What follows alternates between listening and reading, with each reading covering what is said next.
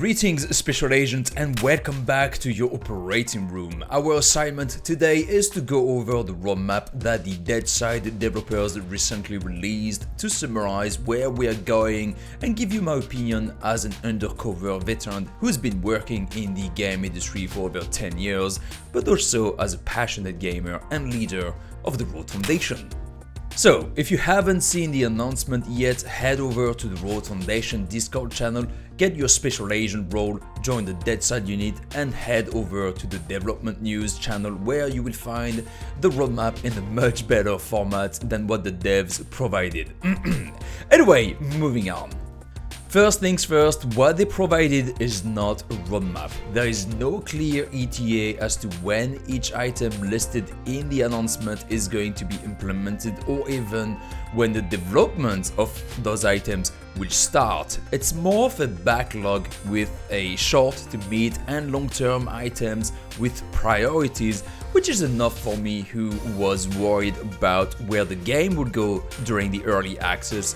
And I am happy to confirm that I am feeling much better now that I've seen that the developers do not want to get distracted too much by anything that does not match with their original design direction. So the game got released almost 3 weeks ago in an early access stage, and it shouldn't be a surprise to anyone to hear they want to focus on fixing major exploits, stability issues, and improving tech systems to support whatever major features they will add in the future. So they already worked on adding the EAC anti-cheat system, which is great, and they also mentioned they want to resolve the potential ability of duplicating items.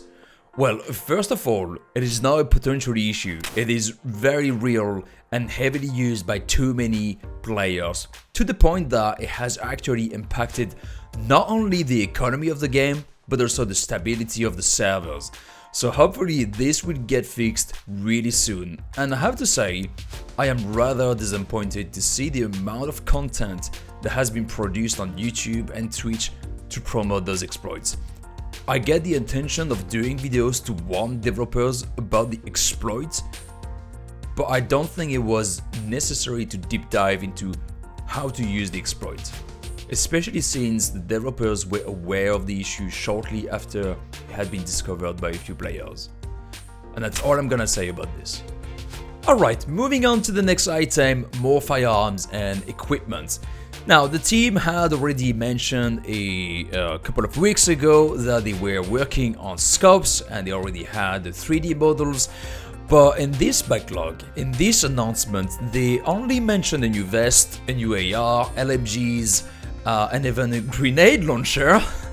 Okay, whatever, which I assume is going to be shooting explosive rounds mostly, but nothing about scopes, and I would assume this is probably because they have yet to finish or polish the development of how scopes will work in the game, both from a gameplay but also tech/optimization perspectives, since scopes in video games they are not just a simple zoom and enhance kind of system, right? There is a lot more going on behind the scene, trust me on that.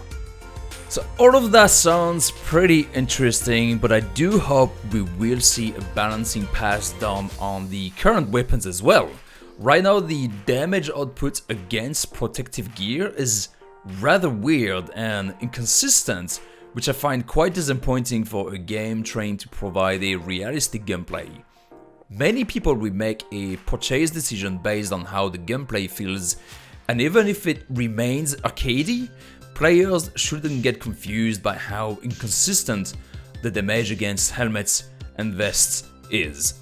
So more weapons and attachments, yes, but I would rather have the current one polished before we add any more things. Same goes with the flashlights, which aren't really the greatest right now to enjoy the nighttime operations in the game. So should we not get various night visions so we can properly enjoy that aspect of the game? Maybe? New visuals and game events are also on their list of things to improve. More POIs, improving the current places you can visit, underground bunkers, more industrial areas, and so on and so on, and a lot more coming in the future, which also means the map may need to be expanded a little bit. We always knew the map needed work, we had talked about this before.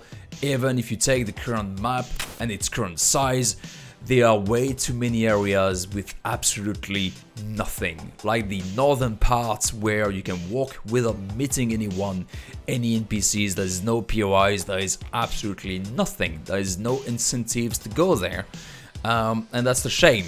But we also need more incentives to go to those, to see other players and decrease the walking simulation aspect of the game. And I'm glad they mentioned new kind of events such as crash sites, airdrops, and hopefully new kind of missions. Talking about missions, I do feel that design needs to be revisited a little bit, but we will probably talk about this in another video.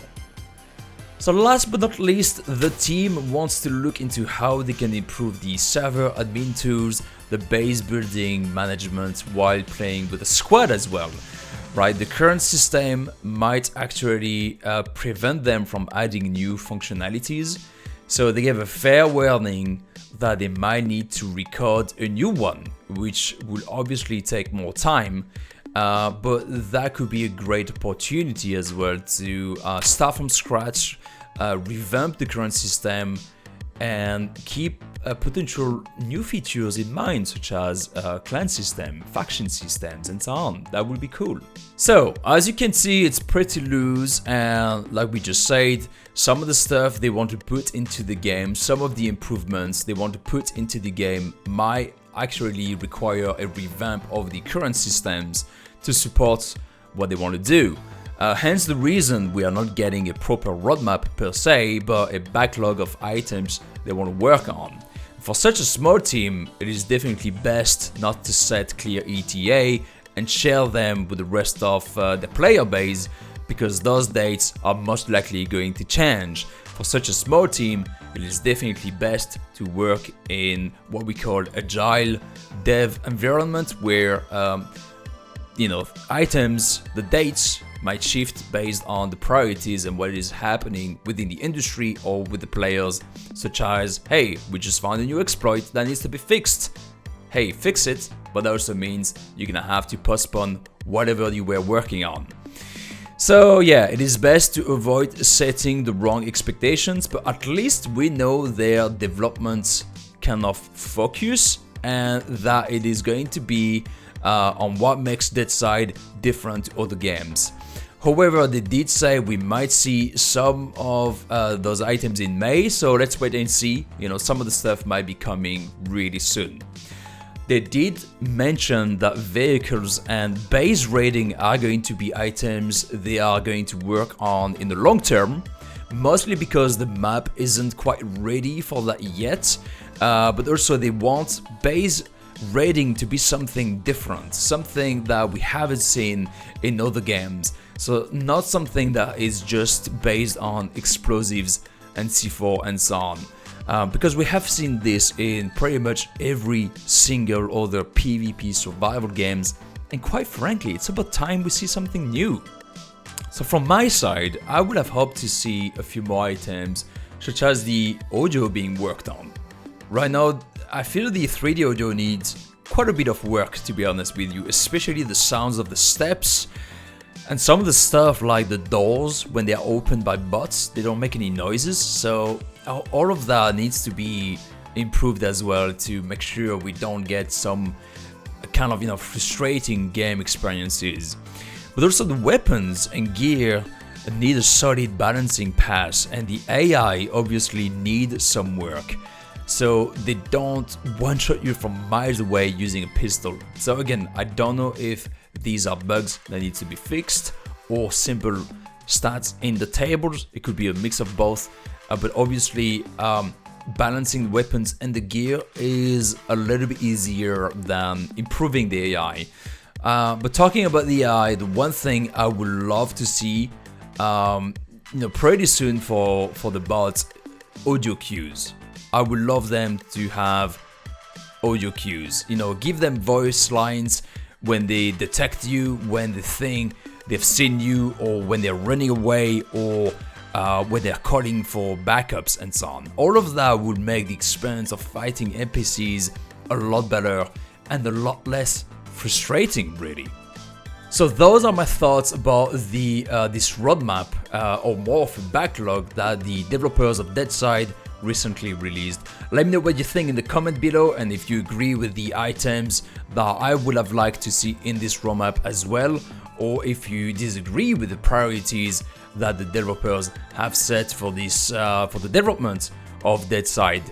Once again, thank you very much for watching. If you like this video, please consider leaving a like and subscribing to the channel, and tick the bell to support the Road Foundation. Thanks again for watching, and I will see you next time.